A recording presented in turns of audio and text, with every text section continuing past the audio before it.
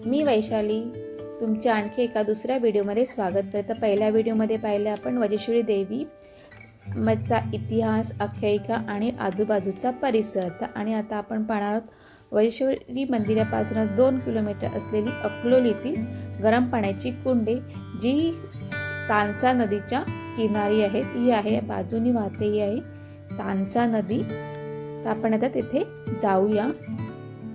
अकलोलीला राहण्याची उत्तम अशी व्यवस्था आहे। गेस्ट हाऊस आहे, तसेच MTDCचे रिसॉर्टही आहेत आणि खाण्यापिण्याची व्यवस्था तशी तिकडे व्यवस्था केलेली आहे। तसेच तुम्ही एका दिवसाच्या ट्रिपसाठी तिथे जाऊ शकता। आता आम्ही इथे गाडी पार्किंग केलेली आहे आणि बघा हा बाजूचा हा परिसर आहे। ते मस्त असा ताजा उसाचा रस मस्त असा गोड मिळतो। आणि ही आहेत गरम पाण्याची कुंडे अकलोली येथील। या पाण्यात औषधी तत्वे असल्यामुळे येथील पाण्यात आंघोळ केल्यामुळे त्वचेसंबंधित रोगाचे निर्मूलन होते। त्यामुळे अनेक लोक येथे स्नान करण्यासाठी भेट देतात। या नैसर्गिक गरम पाण्याच्या झऱ्यांना कुंडांच्या आकारात बांधून त्यात स्नान करण्यासाठी किंवा हातपाय धुण्यासाठी सोय केलेली आहे। त्यामुळे अनेक पर्यटक निसर्गाचा हा चमत्कार पाहण्यासाठी तसेच अनुभवण्यासाठी येथे अकलोलीला येत असतात। वजेश्वरीवरून लगेचच लोक दर्शन घेऊन अकलोलीलाही भेट देण्यासाठी येत असतात। आणि हा आहे इकडचा परिसर।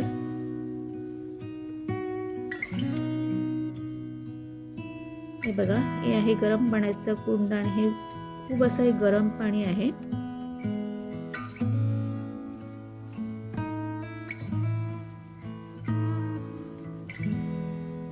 इथे पण दुसरी गरम पाण्याची कुंडे आहेत।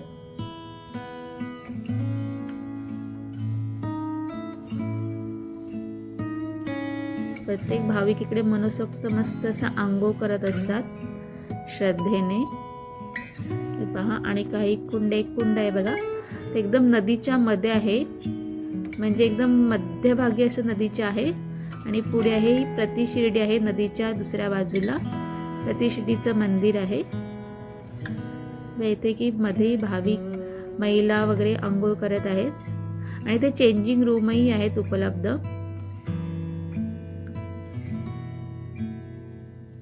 हा असा परिसर आहे पूर्ण असे। आणि ही तानसा नदी आहे आणि जेव्हा ही पावसाळ्यामध्ये भरपूर अशी वाहत असते तेव्हा त्या कुंडावरूनही पाणी जाते। हे बघा, हे वरून पाणी वाहत असते पावसाळ्यामध्ये नदीचं कुंडावरून। आणि हे प्रतिशिर्डी आम्ही चाललो आता प्रतिशिर्डीला, जे वजेश्वरी देवी मंदिरापासून अगदी 2 किलोमीटर अंतरावर कोळठण ह्या गावी प्रतिशिर्डी हे ठिकाण आहे। आणि इथे बाबांचे मंदिर आहे। या मंदिराची रचना, गाभा, बांधकाम ही शिर्डी मंदिराप्रमाणेच करण्यात आलेली आहे। आणि हे आहे इथे भोजनालय आहे, इथे कमी दरामध्ये भोजनही मिळते। हे बघा, इथे हा बाबांचा सेम शिर्डीला जसा आहे त्याप्रमाणेच इथे सर्व बनवण्यात आलेले। इथे राहण्याची सोय आहे।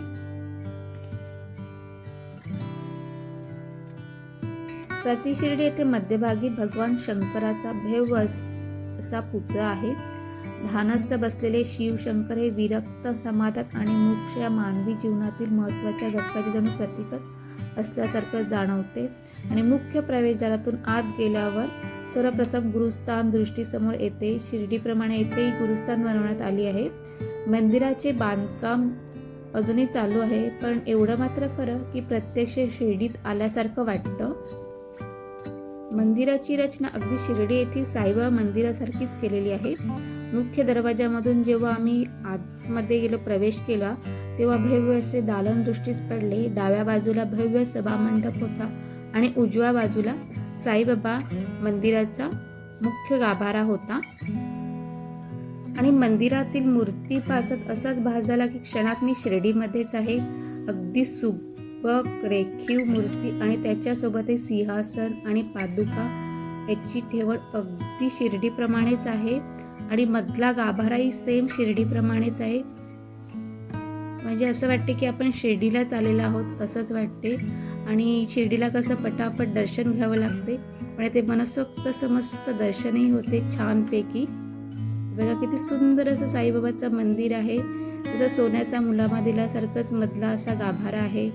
आणि मोठा असा सभामंडप आणि येथे साईबाबाच्या सर्व अशा वस्तू ठेवलेल्या आहेत. हे बघा, सर्व जतन केलेल्या आहेत वस्तू बाबांच्या, त्या ठेवलेल्या आहेत इथे. आणि मस्त असा आकार दिलेला आहे आणि त्या काचेमधून छान असे पाहण्यासाठी ठेवलेले आहेत. आणि हा मधला सगळा सभामंडप आहे.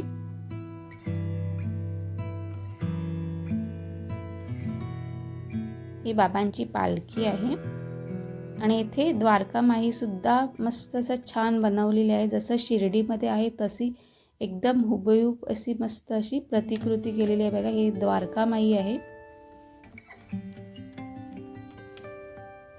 आणि येथे जी धुनी पेटी आहे ती धुनी शिर्डीवरून आणलेली आहे पेटवत आणि ती 24 तास पेटत असते. हे बघा, सेम द्वारका माईसारखं आहे शिर्डीच्या.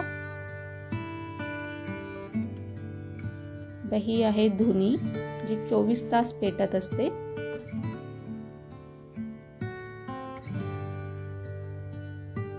आणि इथे सगळ्या वस्तू ठेवलेल्या आहेत.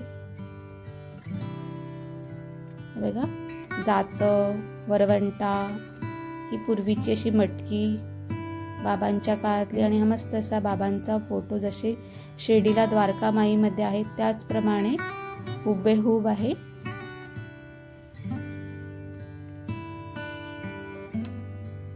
प्रति शिर्डी येथे काही मंदिरेही आहेत. त्यामध्ये गणेशाचे मंदिर, शनीचे मंदिर तसेच भगवान शंकराचे मंदिरही आहे. त्याचबरोबर 21 देवीच्या मूर्त्या आणि मंदिरे बांधण्यात येणार आहेत, ज्यामध्ये प्रामुख्याने विठ्ठल रुक्मिणी मंदिर, खंडोबा, नवग्रह, संत मंडई, संतोषी माता, महालक्ष्मी, सरस्वती, राधाकृष्ण अशा अनेक मंदिराचा समूह येथे बांधण्यात येणार आहे. त्यामुळे प्रत्येक भक्ताला त्यांच्या आराध्य देवतेला भेट देण्यासाठी हे एक उत्तम स्थान होणार आहे.